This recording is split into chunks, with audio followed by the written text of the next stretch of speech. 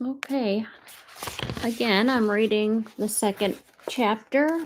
Oh, gotta get the hang of this camera thing. You can tell I'm not a camera person, but yeah, this is about George and Marina, the Duke and Duchess of Kent, and it's written by Christopher Warwick. This actually is a chapter that um, talks about the early life of Marina and Princess Marina and her time and connections, her heritage, her connections to the royal Russian royal family. So I'm going to go ahead and get started. This book is really great. Again, it is.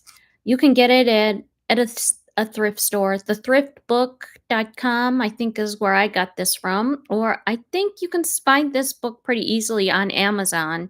It's a great, great book. It gives you such insight into the minor royals at the time, and they were under George the Fifth and Queen Mary, George the Sixth. They were a wonderful support to George the Sixth, his brother, and they had George Prince George at the time prior to him getting married. He had a bit of a wayward sort of a life, and you'll see more about that in the coming chapters. But he really, I mean, they were a beautiful couple. I mean, look at that. I mean, I have a little slideshow on my video that shows some of the beautiful pictures of young Marina, young George. They were just really beautiful.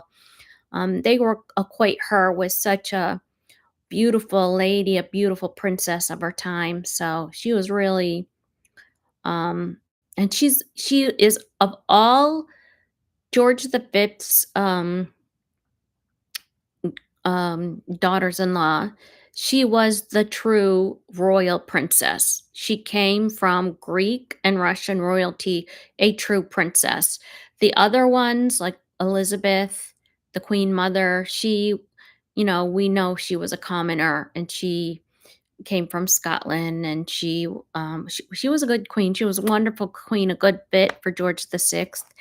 And I think, when you hear more about Marina, which is the purpose of my little channel here, is to focus on the Mountbatten Windsor royals from George and Mary's time, because you see Prince Edward, he's now in his 90s. You see Prince Richard of Gloucester, and they don't get the attention and of the main royals, which is fine. But I just really appreciate the stories of George and Marina. And I do have another book on the Gloucesters, and they are quite interesting. It's also an interesting book. But this is on George and Marina, the Duke and Duchess of Kent. I'll get started, and I'll read you Chapter 2, The Russian Twilight. Princess Marina was already 7 by the time her formal education began, joining her sisters Olga and Elizabeth in their white-walled schoolroom. With its view of the Acropolis, she was taught by 3 governesses. Yet while she learned quickly, particularly in the subjects that fired her imagination, she enjoyed literature, geography, and art. She lacked concentration in other studies. Among them was music, mathematics, which always defeated her, and in some extent history. You know all the names of the cinema stars, her exacer, exa- exasperated father once admonished, but you don't seem to take the trouble to remember the names of the kings of England.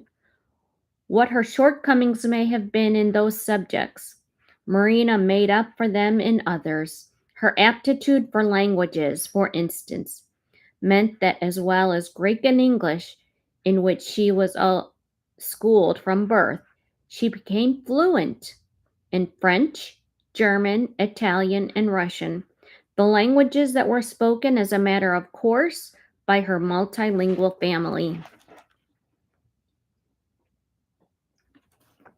Okay, this is my first book reading out loud, so hope you'll be patient with my readings.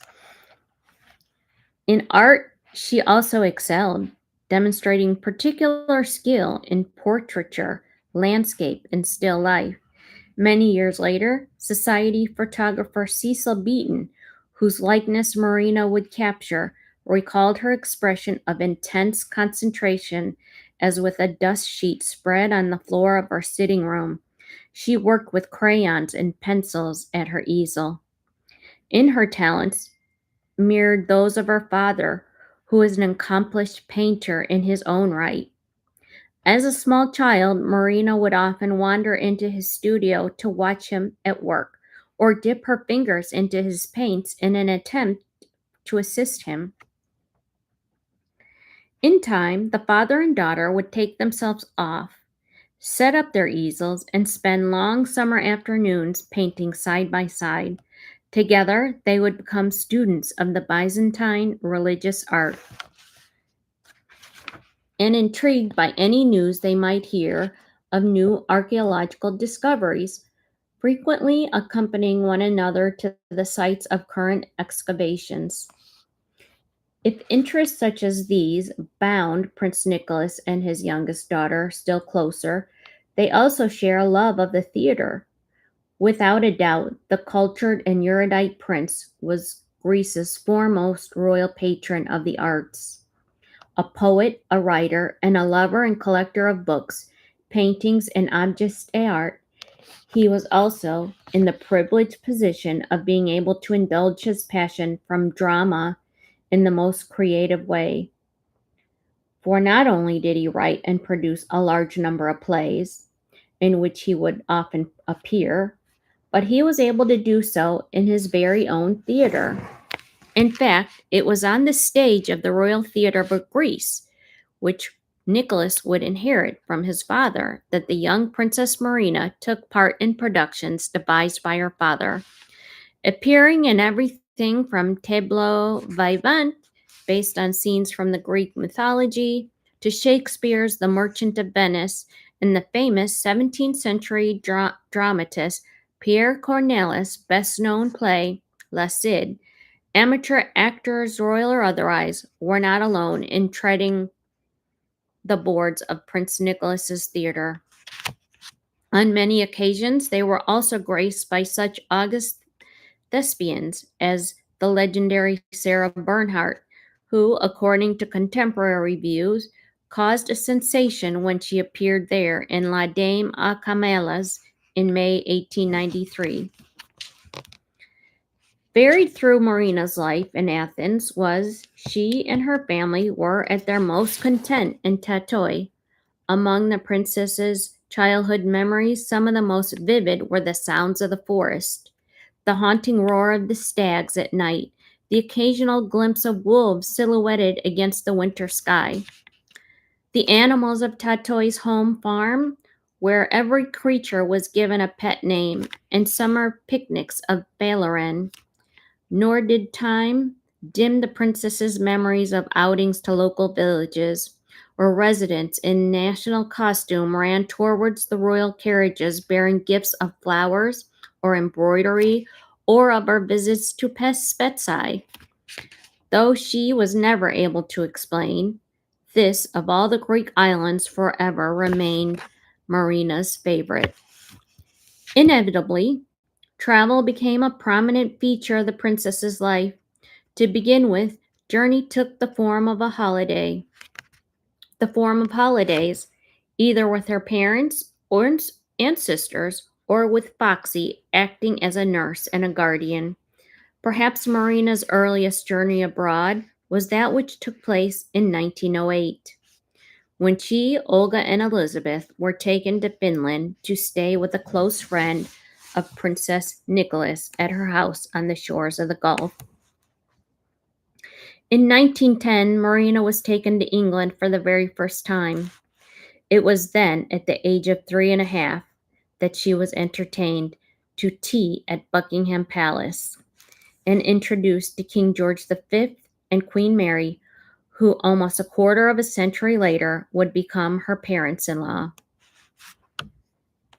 Okay, I'm seeing my hair all frizz. In 1910, the year of her husband's accession to the throne, Queen Mary's interest in Marina extended no further than that of a godmother meeting her goddaughter for the first time. During the holiday, Prince and Princess Nicholas also took their daughters to Sandringham and Norfolk to visit their great aunt, the recently widowed Queen Alexandra. Justifiably described as Britain's most beautiful queen, Aunt Alex, as Prince Nicholas always knew her, had come to Britain from Denmark early in 1863. She was the bride of the future King Edward VII, whose death, after a 47-year marriage, she now mourned. From Sandringham, during that first visit, Marina and her sisters were taken to Bognor, Foxy later recalled. Their parents came to see them settled in there, and then HRH Princess Victoria, the second of King Edward VII and Queen Alexandra's three daughters, stayed for some time at the Norfolk Hotel, when she saw a lot of the three little girls who helped her to bear the sad loss of King Edward, whom, unhappily, Princess Marina never saw.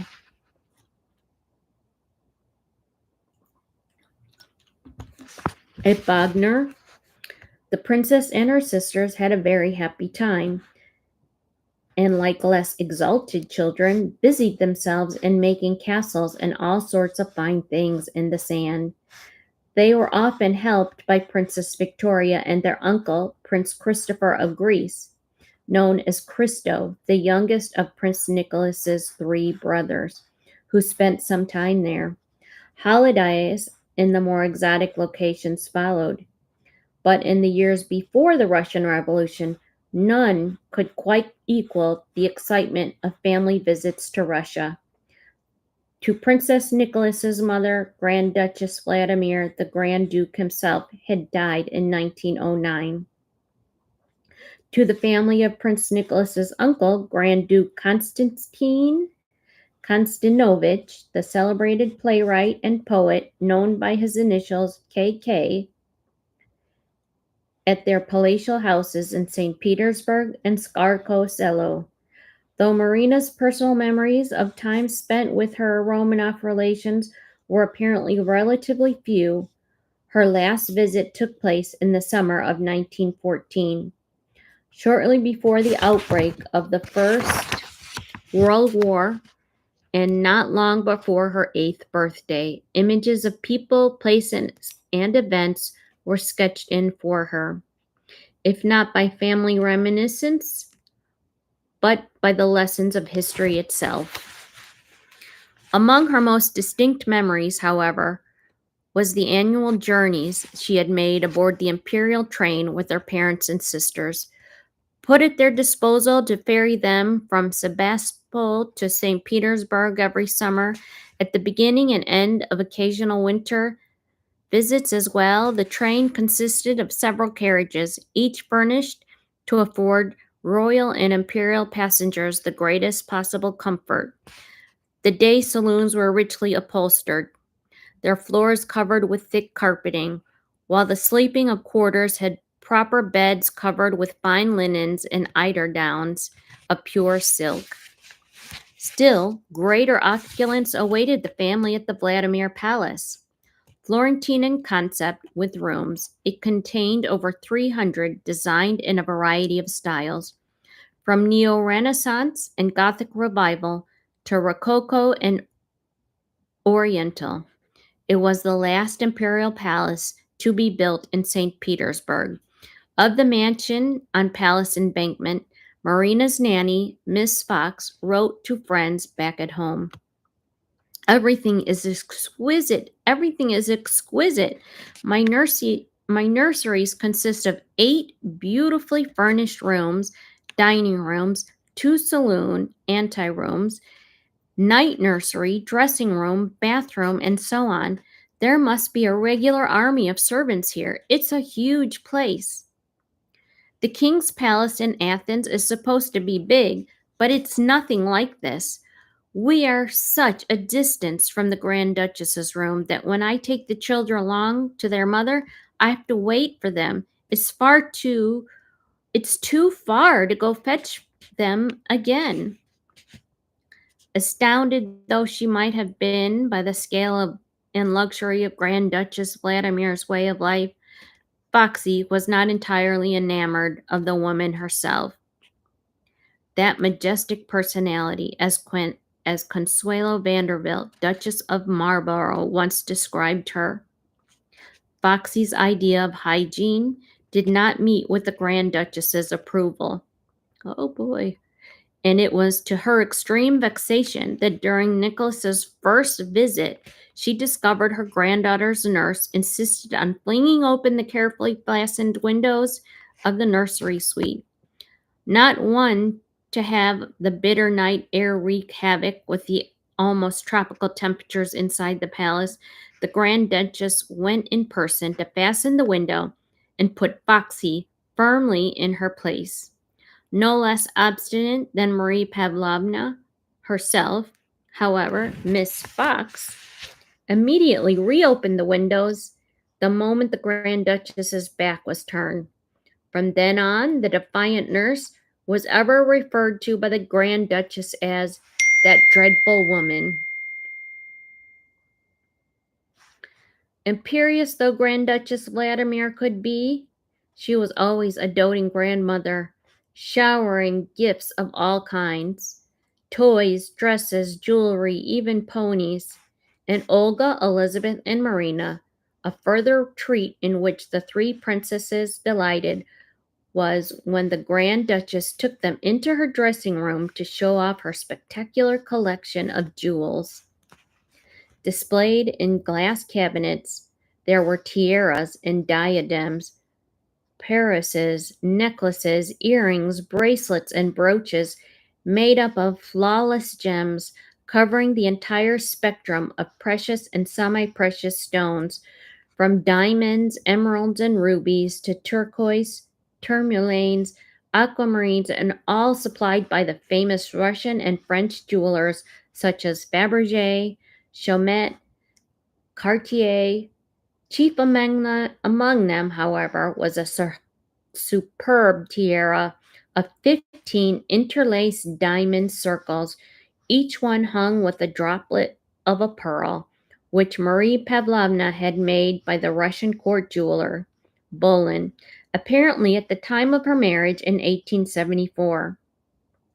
Following the Grand Duchess's death in 1920, a year after she had been finally made her escape from the revolutionary Russia, Queen Mary bought the Vladimir tiara, as it is now known, from Princess Nicholas, who had inherited it from her mother. Today, the tiara is still well known to us as one that is frequently worn by Queen Elizabeth II, to whom it had been bequeathed in 1953 on the death of her grandmother, Queen Mary.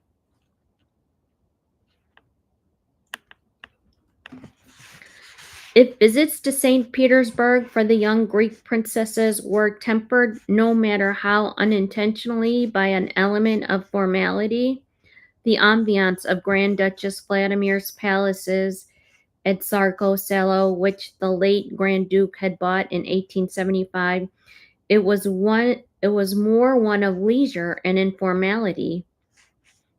It was here, too, that Princess Marina and her sisters saw much of their uncles, the Grand Duke Kirill Vladimirovich, the eldest of Princess Nicholas's three brothers, and the Grand Dukes Boris and Andrei. More or less the princess's own age and therefore frequent holiday companions at the nearby Alexander Palace, where they lived with their parents. Tsar Nicholas II and the Empress Alexandra were the Grand Duchesses Olga, Tatiana, Maria, and Anastasia, and their brother Tsarevich Alexei. It was while playing with their second cousins that Marina is believed to have seen the black-robed figure of the so-called holy man, Grigory Efimovich Rasputin, that mad monk who would hold unparalleled influence over the Tsar and Tsarina and their hemophilic son. Indeed, it is said that Marina watched gravely as Rasputin raised his hands in blessings over the imperial children. Such then were Princess Marina's earliest years, set against the backdrop of of history's most opulent yet tragically doomed dynasties. On August 24th, 1914, less than a month after Germany had declared war on Russia, the princess, her parents, and sisters said farewell to the Romanov relations for what would be the very last time. So that's it. That's their Russian connection with Marina's family. It's quite interesting. Again, if you want to read The George and Marina, Duke of Duchess, look for it at a thrift store. Look for it on Amazon because it's such an easy read, but it's such a good story. So I'm going to read um, the next chapter. Chapter 3 is Politics and Battleships. But it's a good lead up to the life of George and Marina. Um, so again, it's a good story about George and Marina and the current Prince Edward, who is the Duke of Kent. And I just think the Kent family story is very fascinating. Again, as I do find the Gloucester family. And I think it's important to highlight their life as a royal family and their life as minor royals because it was set amidst, like here, it's set amidst the backdrop of World War I and World War II. And, you know, with today's royalties, and I think they all do a wonderful job.